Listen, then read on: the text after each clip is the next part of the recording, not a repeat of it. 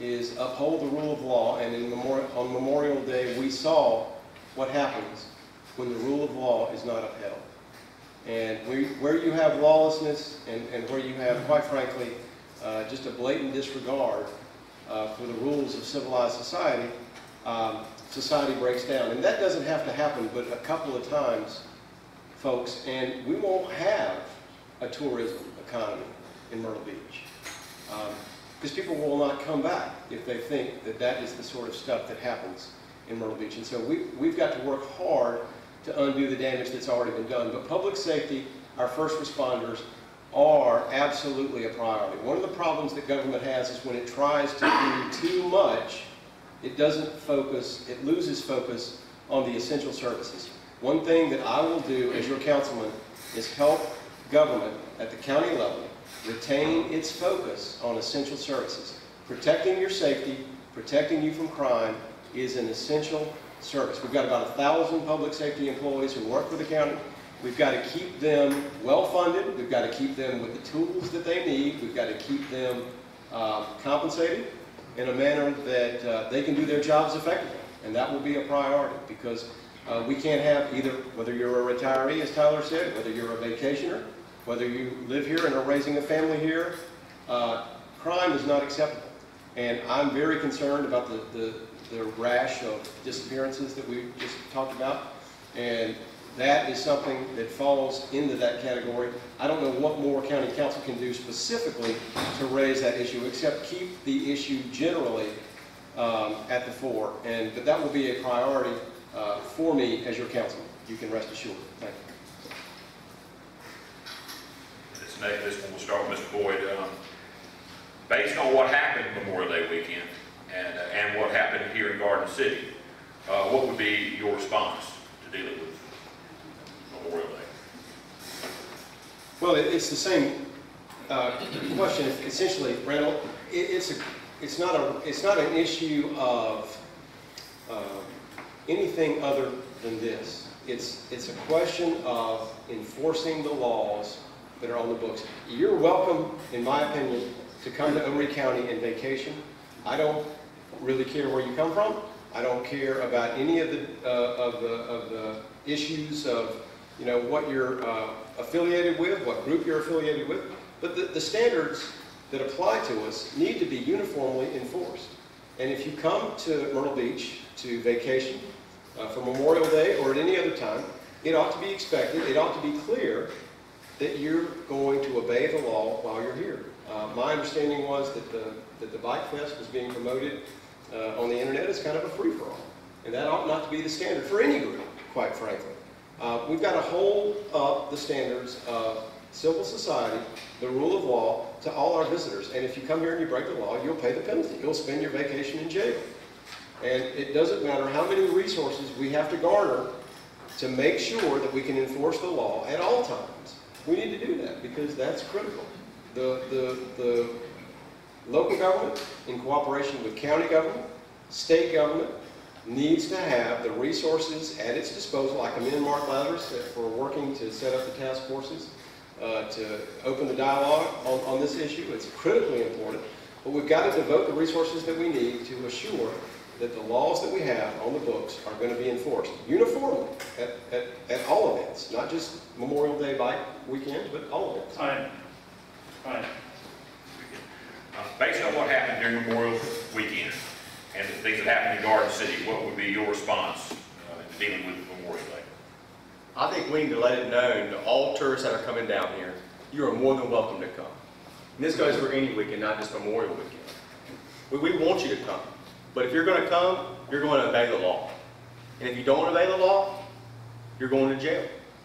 And we're going to make sure that we give our necessary responders everything they need to respond to all these events.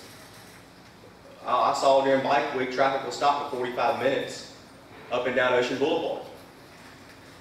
This is something that just cannot happen, and we got to make sure that we're giving our first responders all the tools necessary, and that we have more people out there. If it takes calling other counties to get more police officers down here to handle the issues, we need to do it. Because if we don't, then the first responders feel at risk. So it's either come down here and have a good time, or go to jail with a long detention sentence.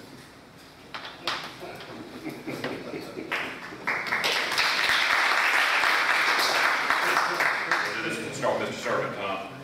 Name anything that you would like to see changed about county government. I think it goes back to the whole politics in general, the Washington D.C. government. We need change. We need people that are going to be available and accountable to the people, that pick up the phone calls, that are there for them. We need more people in office that have the energy to do it, with new, fresh ideas. You look at West Virginia, a 17-year-old female was elected to the West Virginia State House of Representatives. It's a progression of where we need fresh, young people involved in these new ideas, and people that have the time and energy to dedicate to the job. And if we do these kind of things, then we will see progression in our government. We will see people, the answers getting answered, like the Mr. Man in the second row, Mr. Senator Clary's question. We will see these answers getting answered in a timely manner. You won't have to come to a debate to get them answered.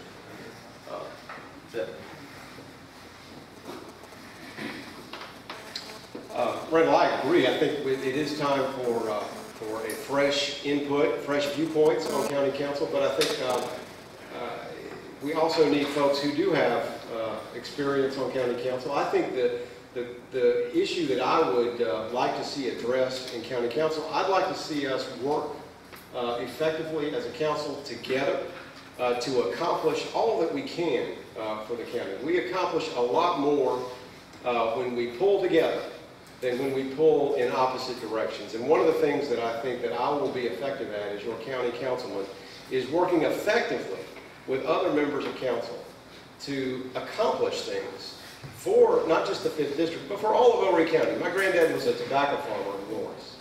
So I have, my earliest memories of Overy County were in Lawrence. And then I grew up in Conway. Graduated from Conway High School. Now my wife and our 2 children in the back, we live in Merle's Inlet. I lived in Surfside for a while, actually, before we moved to Merle's Inlet. So I have a broad perspective of life in Overy County and a wealth of relationships across the county. And I think, as your councilman, I'll be effective at achieving results, not just for the 5th District, but results that the whole county can be proud of. Because I think I've been effective in this campaign at building bridges with members of council, and I think we'll do that well if we're privileged to be your councilman. And I think that will be a nice change of pace for council, in our perspective, from the 5th District. Thank you. Michelle, you're up next, right? Am I right? Question, 1 minute for the questions, okay? We don't want to Yeah, get. they want to. We don't have much time. So I've got 4 more questions. All right, they can do it in 30 seconds. Hurry up. Yeah. All right, quick response. Do you think you'll be able to hold your own with the rest of council in cases where you disagree because another way would have been better for the 5th District and the rest of the way council was going? I'm sorry, could you repeat that? Do you think you'll be able to hold your own with the rest of the council in cases where you disagree because it's better for, you feel, for District 5 in one way than the rest of the council? Absolutely, and that's one of the points that we've made in this campaign, and I think, quite frankly, again, council is simply a debate. It's an opportunity for your representative to sit on the council, to sit up on the dais and make your case, to be your advocate. And I think one of the things that we'll be able to do as your councilman is make that case on your behalf, and quite frankly, hold our own with some very seasoned, very experienced councilmen who've been there a long time and know the ropes and know the ins and outs of county government like the back of their hand. But I think we'll be effective at doing that, and that's why I think you should consider supporting us to be your councilman for the 5th District. Thank you. Like I said, I'm rewriting this a little bit, rewriting a little bit, so it makes sense. But anyway, do you think you'll be able to hold your own with the rest of the county council in cases where you disagree because you think it's better for District 5 than the way the rest of the council is going? I agree with that completely. I think District 5 needs come first before any other needs. We do need to work together, though, and I think it's really important we articulate the needs of District 5 to other council members in an effective way, in a positive way, in a respectful way. Because like it or not, if we do not articulate these in a respectful way, we are going to need those 7 other votes to get things passed. It's not just, I'm only 1 vote if I get elected. And we got to be able to articulate these things in a respectful way to win votes. But like I said, District 5 needs come first. This one will be, start off with Tyler. One of your former opponents was known to have stated that the county has $125 million unfunded retirement liability. Do you agree or disagree with this? And if it's true, what would you do about it? To be honest with you, I do not know the answer to that question, and I would love to research it and get back to each and every one of y'all and post it on my social media when I get that answer. What was the question again? I'll repeat it for Reese too. It said, one of your former opponents was known to have stated that the county has $125 million unfunded retirement liability. Do you agree or disagree with this? And if that's true, what would you do to correct it? I believe, Randal, if I'm not mistaken, that was Mr. Ottwell's claim. Tyler made it a couple of debates. You may not have heard it. But I don't know that that's true or not. The state retirement system is available to our county employees. One of the things that did come up in the course of the county's financial deliberations over the last couple of years was the amount of contribution that the county makes towards certain county retirees with respect to their health benefits. And the county did have to make some changes there. And so when Chuck was referring to, you say 125 million? Whatever the number is, I believe that may have been the specific liability that he was referring to. But one of the things I would say, when we make a promise as a county to a retired fireman or a retired policeman or anybody for that matter, we should keep that promise. Where we make promises to individuals or people that are not financially sustainable, then we have to have a discussion about that. Thank you, Reese. Thank you. Yes, sir. Thank you, John. What time? That's my answer. We got to get going. We don't have you gave me a tough seat here. I've got 2 questions left. Well, hurry up, Randall. Hurry up. Okay. I'm let them talk. Well, I guess we'll start with Mr. Boyd. Do constitutional conservatism or Tea Party principles apply to county government? And if so, how? I think a general appreciation for limited government and the understanding that government that governs best seeks to govern least applies at any level of government. It's incumbent upon us as your representatives not to see how complex a government regime we can put to bear down on you, but we should seek to stay out of your hair as much as possible. There are essential needs that government must provide. There are essential regulations that government must enact. But I would say a general respect of freedom and constitutional limitation on government certainly applies at any level. Tyranny at any level is tyranny, whether it's from the county, the state, or the federal government. Do constitutional conservatism or Tea Party principles really have anything to do with county government? And if so, how? I think it does too. I think we got to uphold the Constitution and what our founding fathers set forth for our nation. And no matter what level of government it is, local, federal, state, or county, we need to uphold those. And I agree with that statement completely. This is the last question for y'all both of y'all. I'll start with Mr. Servant. What makes you want to hold the District 5 County Council seat? I grew up in this district. I was born and raised here. My family business is located here that opened up in the 1950s. I attended St. James Elementary, Middle, and High School in Virginia. I attended preschool at the Luring Tree off Wednesday Road. I played my youth football and baseball games at Huckabee Fields. This place is my home. I care about it deeply. And I want to help the people of this district. And we need help. And we need somebody that's going to be listening to y'all's concerns, that deeply care about y'all's concerns. And that's the reason why I'm running. Because I want to make sure that our district is just as good as it was for me growing up, that it is for my grandkids. And that they have the same opportunities that I had.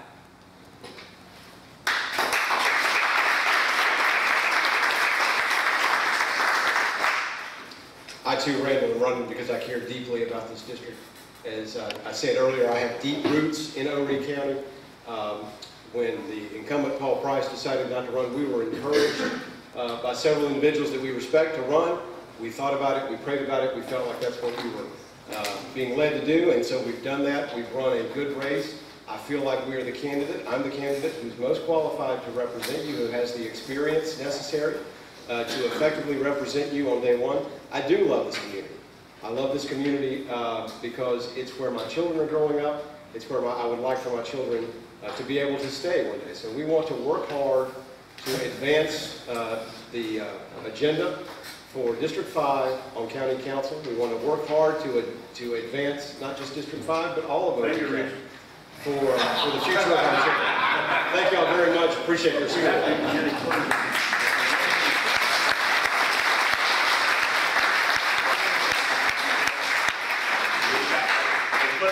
As you saw at the beginning, to do a closing statement, and I'm going to start that off with Mr. Boyd, who you allowed Tyler to go first, so you go first at the close. But before I do, I want to say one thing. I don't see Mr. Smith, but I do see Mr. Ottwell here, and the two of you. I did this the last time, and I'll do it again before I turn it over finally to them. When I ran for city council the first time, I finished dead last in an 8-man field. And so I would advise you, everybody can't win, but I would hope that you folks, you two guys up here, and Mr. Ottwell and then Mr. Smith, wherever he is, y'all stay involved and please run again. If you aren't the fortunate one who wins, because it's a rewarding experience, and after you do it one time, your chances of getting elected improve. And so I would just encourage you to stay involved. Fine. Anyway.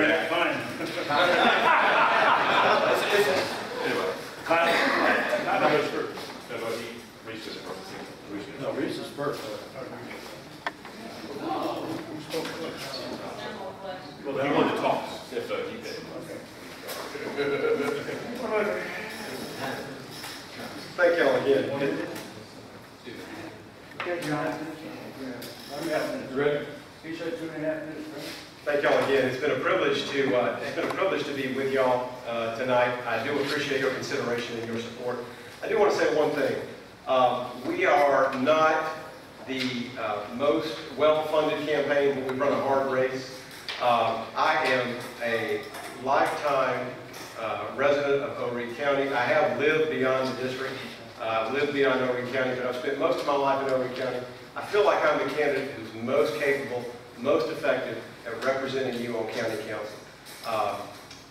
My opponent sent a mailer out this week that says he's the candidate who has lived and worked in the district. I don't usually address those issues, but I want to respond to that. I've lived in the district for 10 years, and I have worked in the district for the vast majority of those last 10 years. I recently moved my office to Myrtle Beach, but I've been available throughout this campaign. We've literally, again, passed out 3,000 of these cards. And my office may be in Myrtle Beach since January, but it's not been so far to drive that I haven't made it to every single debate that's been hosted here at this facility. And if I'm your councilman, I'll continue to be available. I'll continue to work extremely hard to represent you and be your advocate on county council. One of the things that I've learned as a lawyer is you have to be able to relate to people to be an effective advocate, to be an effective lawyer for them. One of the things that I believe my life experience has taught me is to be able to relate to you. And I think when you look at both of the candidates and you ask yourself, what's Reese's life experience? Read our bio. Read where I am. Read where I've been. Who can most effectively relate to me? And I like Tyler, a very nice young man. I'll say it again. But can Tyler, living where he lives, a year out of college, can he really relate to me?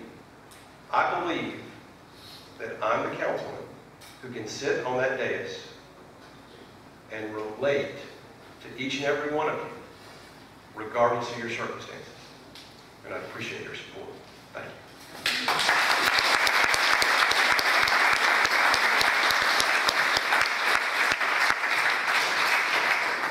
I would first like to thank each and every one of y'all for taking the time out of y'all's evening to come and listen to me and my opponent talk tonight. This is what's great about the government. This is what's great about everything, is us being able to get up here and express our views to you. I want to thank the South Strand Republican Club and Mr. Bonsenior for all that good clockwork, and Mr. Randal Wallace for a good moderating. I know it's a tough situation to be in, and even Mr. Wells for inviting me. For me, I grew up here. I want to help you. I've knocked on the doors, as Mr. Ottwell said. I've knocked on a ton of doors.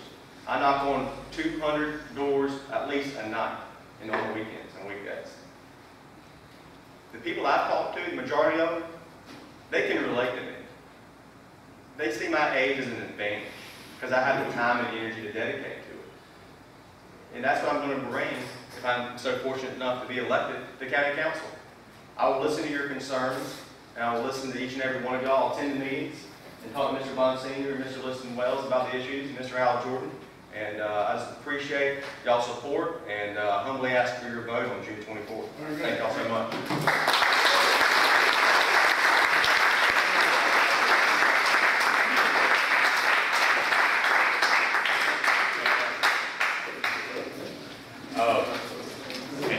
The guy with the timing bell is going to speak to you before we go. Let John Bonsenior. You know,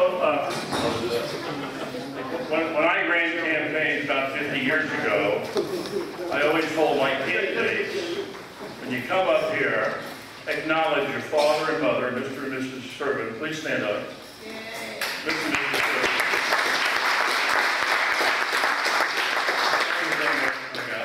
And of course, Mrs. Boyd and her children. Where is she? Mrs. Boyd?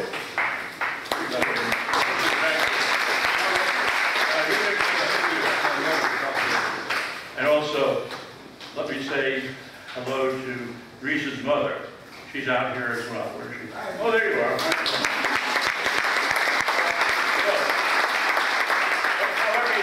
However you take it, these two gentlemen, they did a very fine job. Let me just tell you.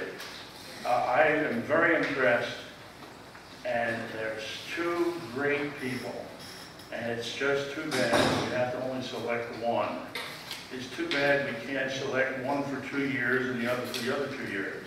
That's how much they impress you. And I tell you, Tyler, you don't have to be ashamed to come before any audience to speak your mind. You did a fabulous fabulous job. And of course, Reese, you're polished, you're good, you understand the issues, and that's what makes it so difficult. Now, you did applaud before when one of the candidates finished speaking, and I'd ask you, please, give a nice round of applause to these two wonderful people that's going to be representing you come Wednesday. Pamela Servant.